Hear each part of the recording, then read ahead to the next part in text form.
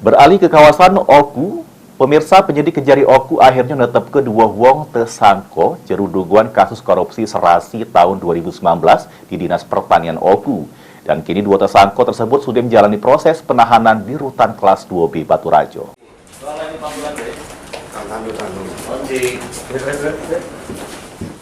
Kejari Kabupaten Oku akhirnya menetap kedua wong tersangka terkait kasus dugaan korupsi pada program serasi di Dinas Pertanian Oku.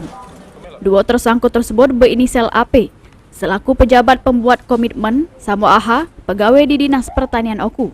Sebelumnya penyidik Kejari Dewek sudah melakukan pendalaman serta dapat kecukup alat bukti terkait penanganan perkara korupsi proyek serasi yang bersumber dari dana APBN tahun anggaran 2019.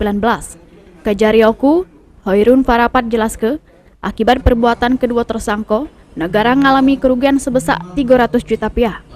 Mak ini, dirinya sudah memerintah ke penyidik untuk segera menuntas ke kasus ini supaya cepat dilimpah ke Kejaksaan Sumsel.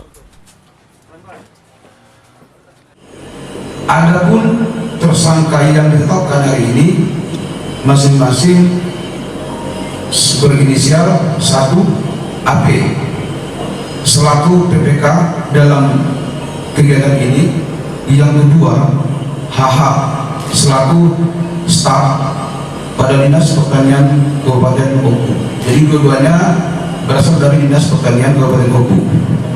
Didapatkan unsur perbuatan melawan hukum sebagaimana diatur dengan juknis dan juknis yang ada, dan juga telah ditemukan indikasi kerugian keuangan negara lebih kurang sebesar 300 juta rupiah.